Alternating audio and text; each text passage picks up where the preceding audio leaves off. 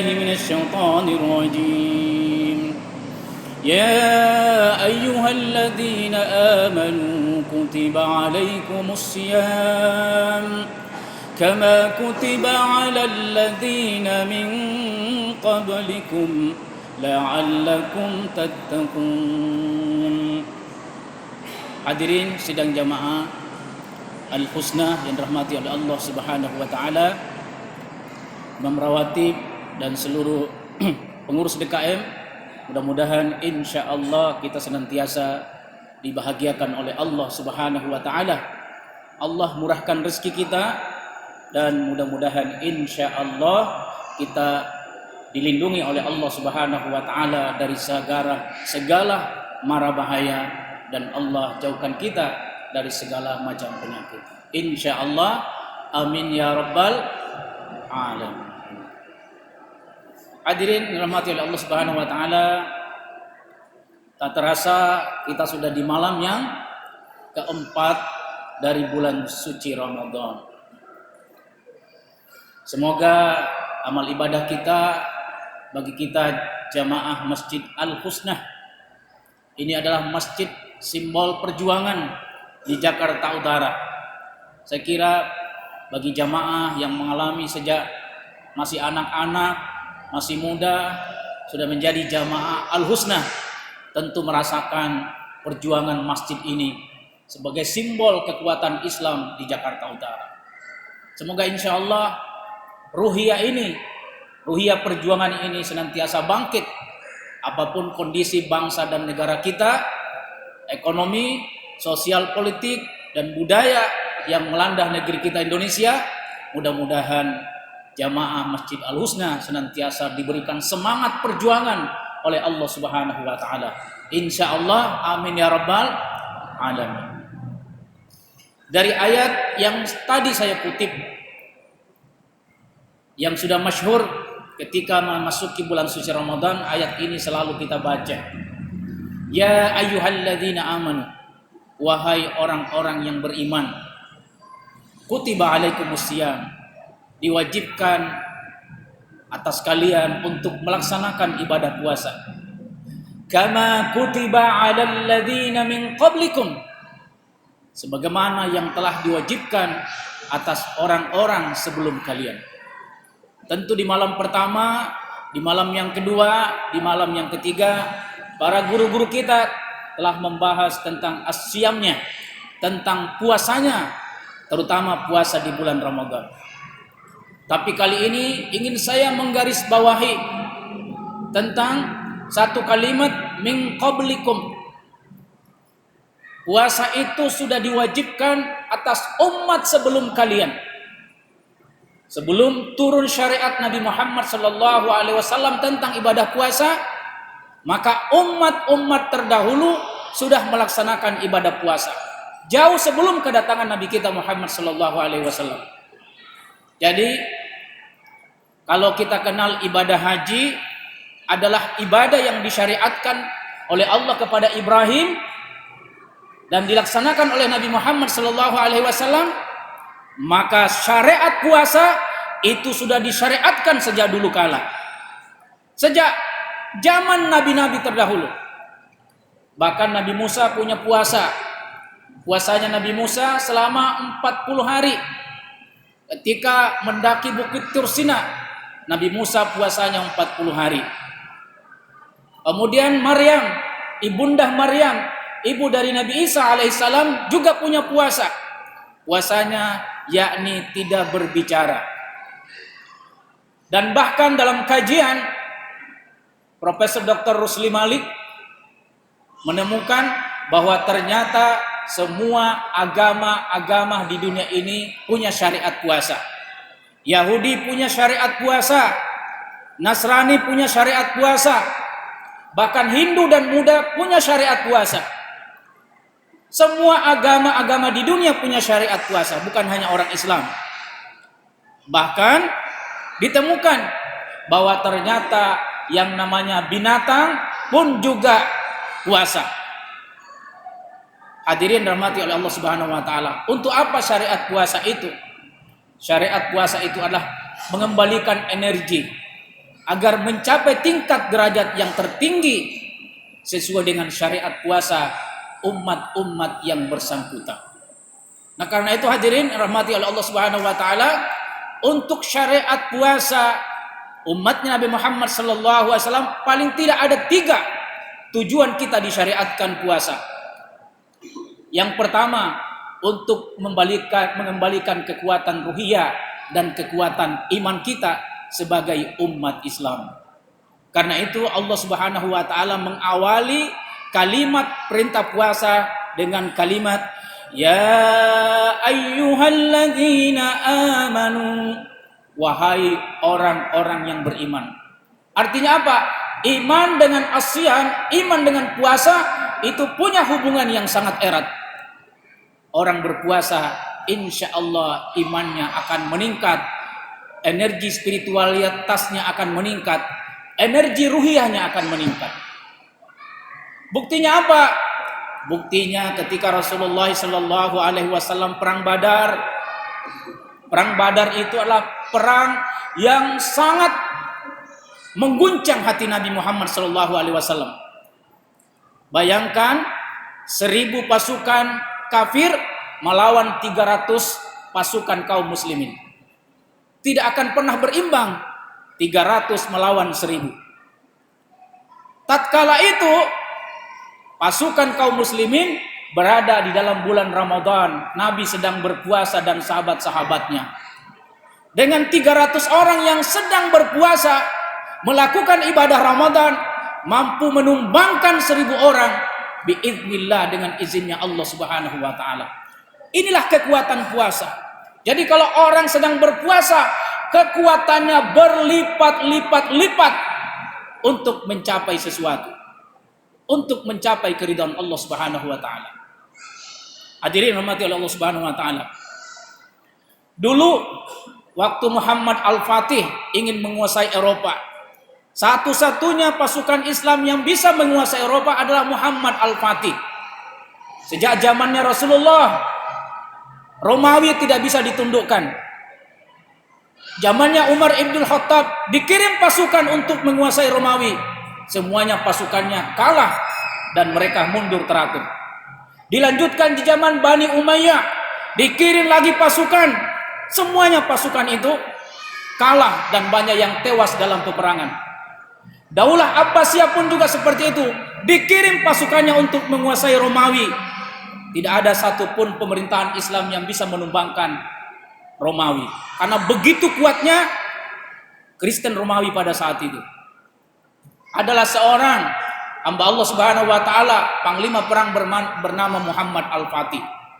Dia melihat kekuatan puasa itu, makanya sudah 40 hari 40 malam menyerang kota Konstantinopel yang dipimpin oleh Raja Konstantin di Romawi Timur, saat ini bernama Istanbul. 2017 saya ada ke Turki melihat perjuangan, sisa-sisa perjuangan Muhammad Al-Fatih. 40 hari 40 malam mereka ingin menguasai kota Istanbul, Konstantinopel. Mereka tidak bisa melakukan penyerangan dan berhasil menguasai benteng Romawi Timur pada saat itu. Tapi detik-detik terakhir, inilah detik-detik terakhir pasukan Al-Fatih menguasai Romawi Timur. Di satu hari sebelum penyerangan, apa kata Al-Fatih? Wahai saudara-saudaraku, inilah detik-detik terakhir kita akan menaklukkan Romawi Timur, Konstantinopel. Maka kalian kuperintahkan untuk melaksanakan ibadah puasa. Seluruh pasukan melakukan ibadah puasa.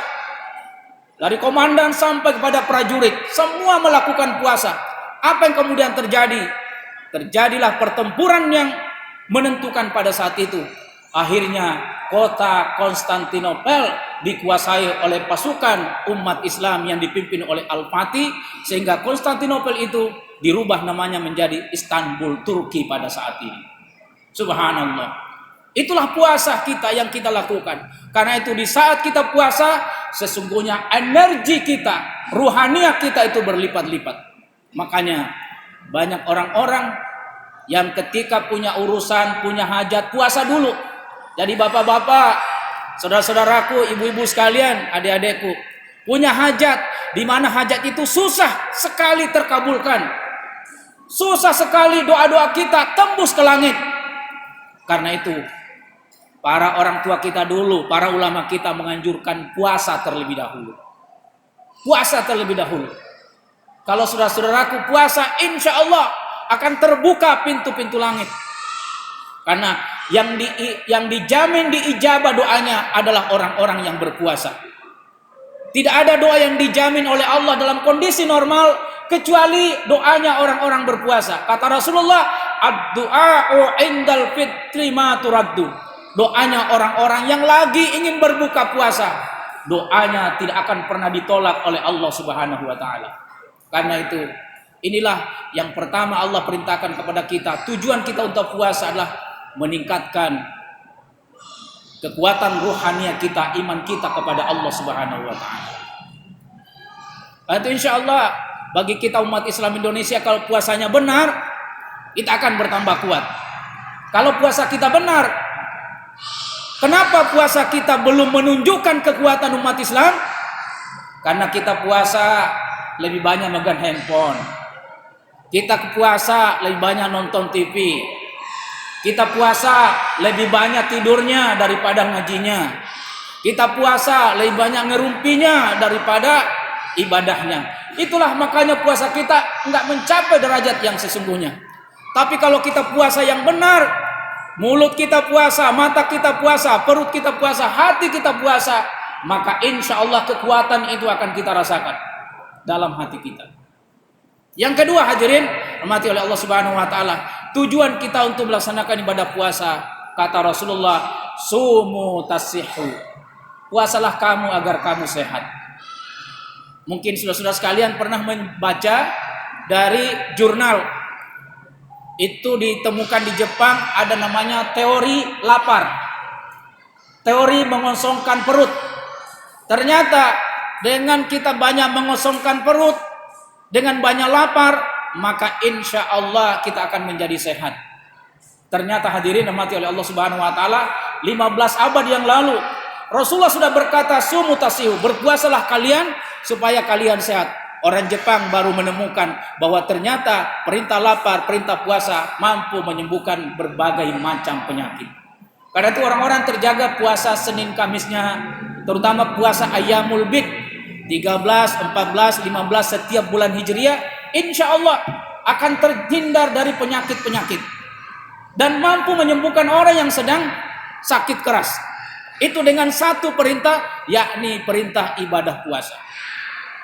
Dan yang ketiga, yang terakhir hadirin rahmati oleh Allah Subhanahu wa taala, di penghujung dari surah Al-Baqarah yang saya bacakan tadi, di ayat 183 Allah Subhanahu wa taala berfirman, la'allakum tattaqun, agar kalian menjadi orang yang bertakwa.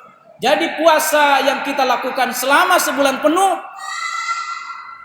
targetnya agar kita mencapai takwa di sisi Allah Subhanahu wa taala. Takwa itu adalah, kata Al-Ghazali, takwa itu adalah taqarrub ilallah, kita dekat dengan Allah Subhanahu wa taala. Bayangkan kalau Anda dekat dengan pejabat, segala urusan akan menjadi mudah. Anda semua dekat dengan presiden, segala urusan akan dimudahkan. Kalau kita dekat dengan Allah Subhanahu wa taala, maka urusan apa yang tidak bisa dimudahkan oleh Allah Subhanahu wa taala? Syaratnya kita bertakwa. Dalam Al-Qur'an dijamin oleh Allah, wa may yattaqillaha yaj'al lahu makhraja wa yarzuqhu min haitsu la yahtasib. Siapa yang bertakwa kepada Allah Subhanahu wa taala, maka akan diberikan jalan keluar dari seluruh kesulitan yang dia hadapi, dan akan diberikan rezeki dari arah yang tidak pernah dia sangka-sangka sama sekali. Jadi kalau urusan kita belum mudah, itu belum kita bertakwa. Kalau rezeki kita belum dimudahkan oleh Allah, perlu kita bertakwa. Karena itu insya Allah dengan habis puasa Ramadan ini, bahkan belum selesai Ramadan, rezeki mudah Pak. Di mana-mana masjid banyak bukaan, ya. Di mana-mana ada orang bertebaran untuk bersedekah di bulan-bulan seperti ini. Kenapa? Suasana kita berpuasa mempermudah rezeki kita. Jadi salah satu mempermudah rezeki kita adalah dengan puasa. Mempermudah urusan kita adalah kita puasa. Saya pribadi Pak punya pengalaman. Saat saya menuntut satu ilmu yang orang jarang bisa menguasai ilmu tersebut. Orang jarang bisa menguasai ilmu tersebut. Saya kemudian puasa pada saat menuntut ilmu itu. Apa yang kemudian terjadi? Allah mudahkan perjalanan saya menuntut satu ilmu. Dan itulah pernah orang-orang dulu mengenal ilmu kanuragan, ilmu-ilmu tasawuf, ilmu-ilmu batin. Mereka punya pentahapan puasa terlebih dahulu sebelum mendatangi gurunya. Insya Allah dengan ibadah puasa akan mendekatkan diri kita kepada Allah Subhanahu wa Ta'ala. Karena itu hadirin rahmati Allah Subhanahu wa Ta'ala, mudah-mudahan puasa kita insya Allah semakin menguatkan iman kita kepada Allah Subhanahu wa Ta'ala. Ajak anak-anak kita untuk puasa, Pak. Ajari anak kita masuk ke dalam masjid. Saya melihat anak-anak remaja, pada kemana anak remaja kita malam hari ini melaksanakan sholat. Jangan-jangan di rumah lagi main komputer, megang laptop, megang handphone, gak sempat lagi ke masjid. Inilah momentum Ramadan seperti ini, anak-anak kita gerakkan anak-anak kita ke masjid agar memiliki ruhiyah yang sangat tinggi, sangat luar biasa. Masjid Al-Husna adalah masjid kebanggaan bagi orang Jakarta Utara. Inilah Masjid Al-Husna simbol perjuangan. Karena itu kalau remaja-remaja semua banyak masuk dalam Masjid Al-Husna, maka insya Allah perjuangan ini tidak akan pernah putus. Saya masih menyaksikan orang-orang tua kita dulu dari zaman ke zaman Masjid Raya Al-Husna ini dipimpin oleh orang tua kita, diwariskan kepada generasinya, dan generasi hari ini akan berhasil nantinya kalau mewariskan generasi muda berikutnya. Itulah tugas kita, itulah tanggung jawab kita bersama. Dan berjamaah di masjid adalah simbol keberhasilan dari pembinaan kita. Kalau kita berhasil, keluarga yang berhasil adalah keluarga yang mampu membawa anak-anaknya ke masjid. Ayah yang berhasil adalah ayah yang mampu membawa anak-anaknya ke masjid untuk salat berjamaah. Tapi seorang ayah yang gagal, ibu yang gagal adalah ayah dan ibu yang gagal membawa anak-anaknya salat berjamaah di masjid. Karena Allah titipkan anak kepada kita agar diciptakan menjadi pejuang-pejuang Islam yang menggantikan kita pada saat kita sudah tidak ada lagi di dunia ini. Karena itu Bapak Ibu yang dirahmati oleh Allah Subhanahu wa Ta'ala, sidang Jamaah Al-Husna, mari kita lakukan dakwah terus-menerus tanpa kita putus asa. Kita gerakkan semangat dakwah berasal dari Masjid Al-Husna ini insya Allah. Mudah-mudahan ke depannya kita semakin semangat di momentum Ramadan ini, kita menjadi hamba Allah Subhanahu wa Ta'ala yang diberikan kemampuan ruhiyah, kemampuan fisik, kemampuan ekonomi, kemampuan ilmu, sehingga insya Allah kita bisa mencetak anak-anak kita peradabannya akan tinggi dan dihargai oleh dunia. Insya Allah, amin ya rabbal alamin. Demikian apa yang saya sampaikan pada malam hari ini. Mohon maaf atas segala kekurangan. Selamat kita melaksanakan ibadah puasa. Mudah-mudahan Allah terima puasa kita insya Allah. Subhanakallahumma bihamdika nasyhadu an la ilaha illa anta astaghfiruka wa atubu ilaik. Wassalamualaikum warahmatullahi wabarakatuh.